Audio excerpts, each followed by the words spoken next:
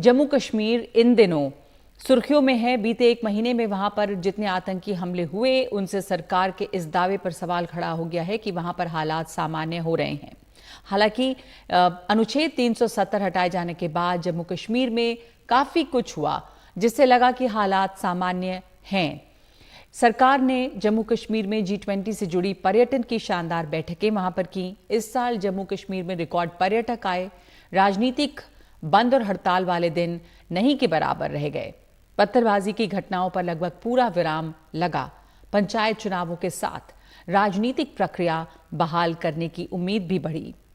परिसीमन यानी कि डिलिमिटेशन के साथ लोकसभा चुनाव हुए और अब सुप्रीम कोर्ट के आदेश के मुताबिक सितंबर तक विधानसभा चुनावों की तैयारी है। लेकिन बीते कुछ दिनों में खास तौर पर जम्मू क्षेत्र में जिस तेजी से एक के बाद एक आतंकी हमले हो रहे हैं, उससे अचानक शक के बादल बड़े हो रहे हैं। सिर्फ 2024 में यानी कि बीते 7 महीनों में 15 आतंकी हमले जम्मू क्षेत्र में हुए।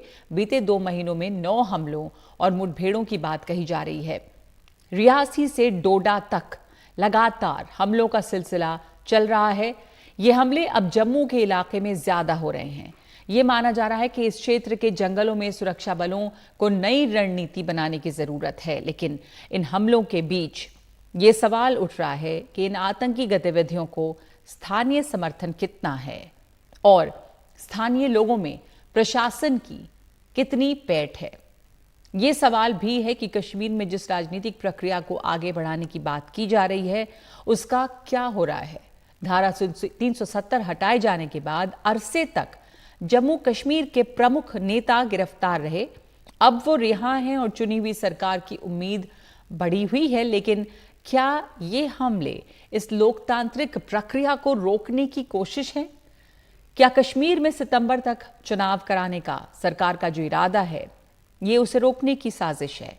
कश्मीर में कैसे रुके आतंकवाद और कैसे शुरू हो राजनीतिक प्रक्रिया, इस पर बात करेंगे। पहले देखते हैं नीता शर्मा की रिपोर्ट की इन आतंकी हमलों पर किस तरह की सियासत भी खड़ी हो रही है।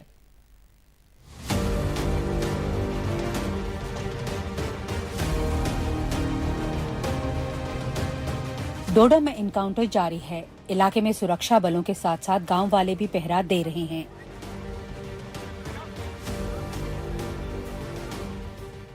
क्या जम्मू इलाके में हो रहे आतंकी हमले एक इंटेलिजेंस फेलियर हैं? क्या जिन सुरक्षा बलों को जम्मू इलाकों में हमले के बाद तैनात किया जा रहा है, उन्हें इलाके से वाकिफ कराया गया है? इन सवालों के जवाब विपक्ष केंद्र सरकार से अब पूछ रहा है। जानकारी के मुताबिक 2021 के बाद से अब तक 51 सुरक्षा कर्मी सिर्फ जम्मू इलाके में मारे गए हैं। ये जवान डोडा, कठुआ, रियासी, राजौरी, पुंछ और उधमपुर के हमलों में शहीद हुए हैं। हमलों के बाद इन इलाकों में सेना की नई टुकड़ियां तैनात की गई हैं। सवाल ये पूछा जा रहा है कि क्या तैनाती से पहले इन्हें इलाके के कठिन भूगोल से वाकिफ कराया गया था या नहीं। उधर जम्मू कश्मीर पुलिस के प्रमुख RR स्वेन के एक बयान ने प्रदेश की राजनीति में खलबली मचा दी है।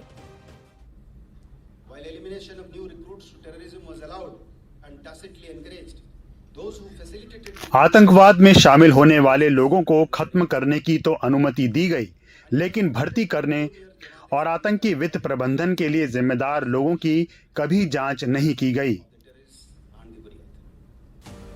डीजीपी ने आतंकवाद के लिए जमात नेटवर्क को जिम्मेदार ठहराया है। उनके इस भाषण पर जम्मू कश्मीर की राजनीति में उबाल आ गया है। PDP की मुखिया का कहना है कि डीजीपी को बर्खास्त कर देना चाहिए। अफसोस ये है कि देयर इज नो अकाउंटेबिलिटी।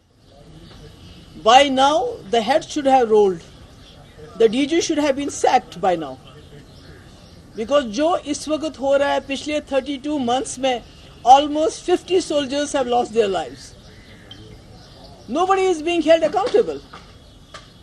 और जो इस वक्त के डीजी हैं, he is more, busy with fixing things politically.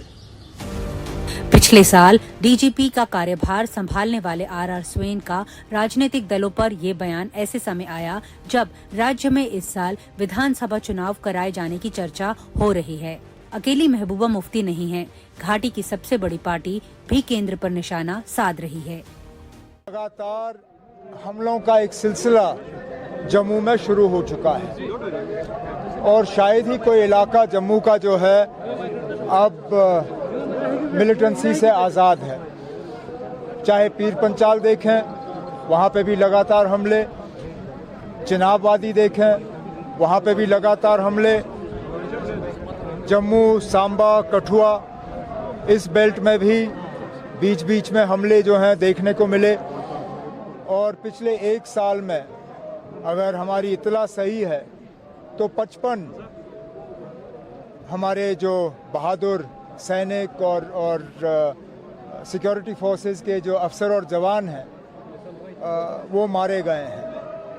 इन हालात में हम मजबूर होते हैं पूछने पे कि आखिरकार हुकूमत कर क्या रही है। जम्मू इलाके में आतंकी वारदातों का ग्राफ तेजी से बढ़ रहा है। इसके पीछे की एक वजह यह भी है कि जो स्थानीय लोगों से जानकारी पुलिस तक पहुंचती थी वो हाल के दिनों में आनी कम हो गई है। शायद यही वजह है कि आंकड़े भी इस बात की तस्दीक करते हैं कि 119 अगर सुरक्षाकर्मी पिछले 3 सालों में मारे गए हैं तो उनमें से 40% जो है वो सिर्फ जम्मू इलाके में मारे गए हैं। नई दिल्ली से नीता शर्मा, एनडीटीवी इंडिया के लिए। तो जम्मू कश्मीर दोनों ही जगह में आतंकी घटनाएं बढ़ी हैं, लेकिन जम्मू जहां पर इस तरह की आतंकी घटनाओं पर विराम लगा हुआ था वहां पर काफ़ी तेज़ी से आतंक का ग्राफ बढ़ा है। पीर पंजल रेंज के दक्षिण में आतंक एक बार फिर से दिखाई दे रहा है, जिस पर बात ये हो रही है कि रणनीति वहां बदलनी होगी। हमारे साथ लेफ्टिनेंट जनरल DS हुडा जुड़े हैं जो पूर्व नॉर्दर्न आर्मी कमांडर हैं। बहुत स्वागत है आपका लेफ्टिनेंट जनरल हुडा। ये जो बात अभी हो रही है कि वहां पर जम्मू इलाके में खास करके जिस तरह से आतंक बढ़ा है, और हमारी सहयोगी नीता शर्मा जिन्होंने रिपोर्ट की वो ये बात की तरफ इशारा कर रही थी कि लोकल लोगों से, स्थानीय लोगों से जिस तरह की इंफॉर्मेशन मिलती थी या सहायता मिलती थी, सहयोग मिलता था, वो शायद नहीं। और आपको क्या लग रहा है कि क्या वहां पर आतंक जैसे एक्सपोर्ट हो रहा था, लेकिन क्या स्थानीय सपोर्ट उसको अब ज्यादा मिलने लगा है जम्मू में जिस तरह से आतंकी घटनाएं बढ़ी हैं? तक तो मैं ये नहीं बोलूँगा कि वहाँ पर स्थानीय सपोर्ट बढ़ रहा है। कुछ सपोर्ट तो मिल रहा होगा क्योंकि बगैर सपोर्ट के जो ये आतंकी ग्रुप्स वहाँ ऑपरेट कर रहे हैं वो रह नहीं सकते। लेकिन जम्मू की एक बात है जो हमने देखी है, अगर आप इंसर्जेंसी और टेररिज्म की हिस्ट्री देखें तो जो वहाँ के लोग थे बहुत हिंदू और मुसलमान, गुज्जर बकरवाल कम्युनिटी थी, उन्होंने बहुत सपोर्ट किया था। अब ये सवाल आप ठीक पूछ रही हैं कि क्या ये कुछ कमज़ोर हो गया है, क्या हमारी जो आउटरीच थी लोकल्स के साथ वो बढ़नी चाहिए। और मेरा ये मानना है कि कुछ ये आउटरीच हमको फिर से बढ़ानी पड़ेगी और जो लोकल कम्युनिटीज़ हैं उनको अपने साथ लेकर चलना पड़ता है। हो सकता है कि कुछ एरियाज में जब शांति हो जाती है और ऐसा लगता है कि यहाँ पर अब टेररिज्म और मिलिटेंसी खत्म हो गई जी। तो ये थोड़ा सा आउटरीच कमजोर हो जाता है, तो इसको बढ़ावा देने की जरूरत है। और लोकल्स को जैसे SPOs हैं और विलेज डिफेंस गार्ड्स हैं उनको ज़्यादा रिक्रूट करने की ज़रूरत है। जी, आप फॉर्मर नॉर्दर्न आर्मी कमांडर हैं और इस इलाके को आप अच्छी तरह से जानते हैं। अब जो जम्मू में साउथ ऑफ पीर पंजाल जो ये बढ़ रहा है आतंक, एक तो ये कि ये इलाका शांत था पहले, यहाँ पे आतंकी घटनाएं नहीं हो रही थी तो सुरक्षा भी इसी हिसाब से घटाई गई थी, और अब लगातार बढ़ रही हैं यहाँ पर आतंकी हमले, रियासी, डोडा, कितनी सारी जगहों पर। अब इसमें अभी एक रणनीति बदलने की भी बात हो रही है। यहाँ पर की जो ज्योग्राफी है वो कैसे अलग है घाटी के इलाके से?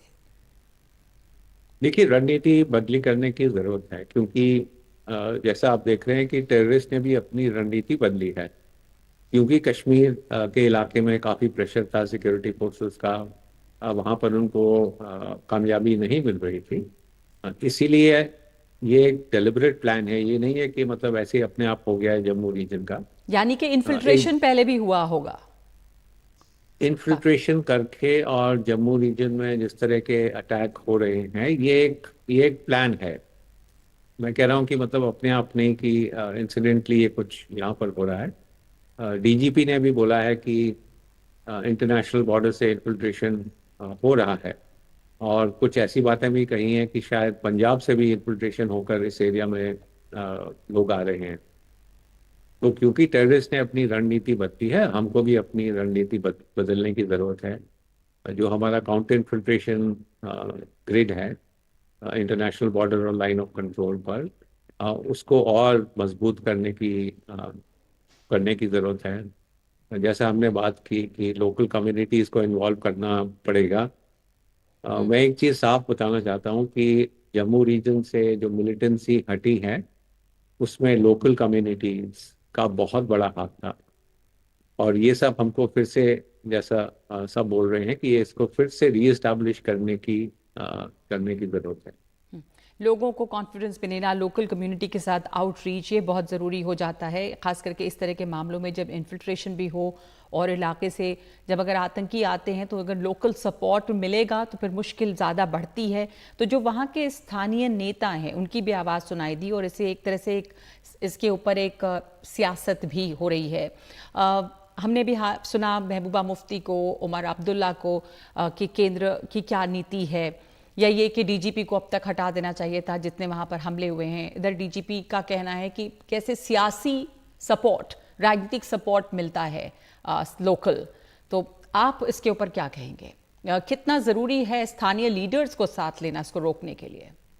नहीं, देखिए, स्थानीय लीडर्स को साथ लेना ज़रूरी है। आफ्टर ऑल उनका भी एक सपोर्ट है लोकल कम्युनिटी के साथ।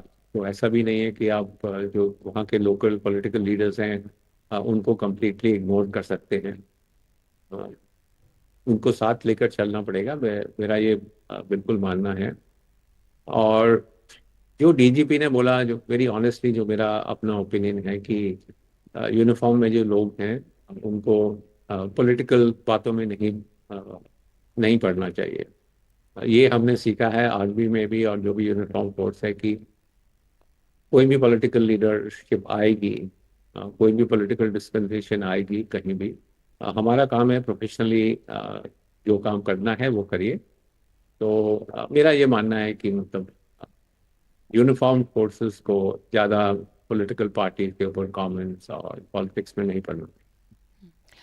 लेफ्टिनेंट जनरल हुडा, आपको लगता है कि हम ये एक तरह से एक सरप्राइज रहा, क्योंकि ये लग रहा था और बार बार कहा जा रहा था कि सब कुछ वहाँ पे अब नॉर्मल स्थिति जो है सामान्य की ओर लौट रही है, और वो G20 के तमाम तरह के कन्वेंशंस वहाँ पर होने, ये रिकॉर्ड टूरिस्ट का जाना घाटी में खास करके, लेकिन अब ये एरिया एक बार फिर से जो डिस्टर्ब्ड लग रहा है और आए दिन वहाँ से खबर आ रही है आतंकी हमलों की, वो उसके लिए हम तैयार नहीं थे काफ़ी। देखिए, ऐसा मैं नहीं बोलूँगा कि तैयार नहीं थे। तो आप देखिए टेररिस्ट का क्या मकसद है इन इलाकों में, और टेररिस्ट का मकसद ये है कि जो गवर्नमेंट का नैरेटिव था कि नॉर्मलसी आ रही है और मिलिटेंसी यहाँ पर ख़त्म हो रही है, कि ये साबित करना कि ये नैरेटिव ठीक नहीं है और नॉर्मलसी नहीं है इस एरियाज में।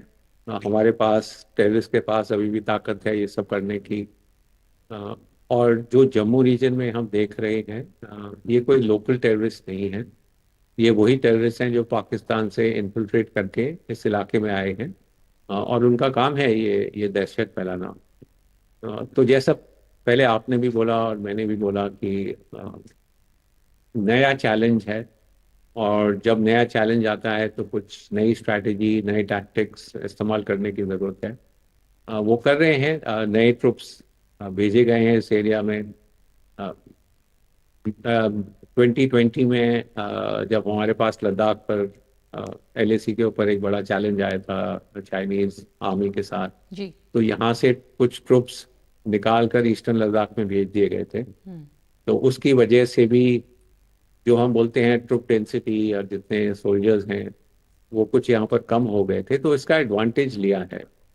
तो कुछ समय लगेगा हमें, हाँ, पर मतलब मुझे कॉन्फिडेंस है कि अल्टीमेटली अगर स्टेट इफेक्टिवली अपनी ताकत इस्तेमाल करे तो ये जो 50, 60, 70 टेररिस्ट है अल्टीमेटली उनको न्यूट्रलाइज कर देंगे हम। लेकिन अभी इमीडिएटली एक्शन लेने की जरूरत है। जी, बहुत बहुत शुक्रिया आपका लेफ्टिनेंट जनरल DS हुडा हमारे साथ जुड़ने के लिए। एक नई रणनीति की ज़रूरत है, यहाँ पे ट्रूप्स वहाँ पर बढ़ाने की ज़रूरत है, जो कि किया भी गया है, लेकिन नई फ़ौज वहाँ पर जो तैनात की जा रही है उनको भी इस इलाके को समझना और जानना होगा, और मकसद जो है आतंकियों का उसको जल्द से जल्द उस पर काबू पाने की ज़रूरत है। बहुत शुक्रिया आपका हमारे साथ जुड़ने के लिए। एक ब्रेक ले रहे हैं इस वक्त हम सच की पड़ताल में।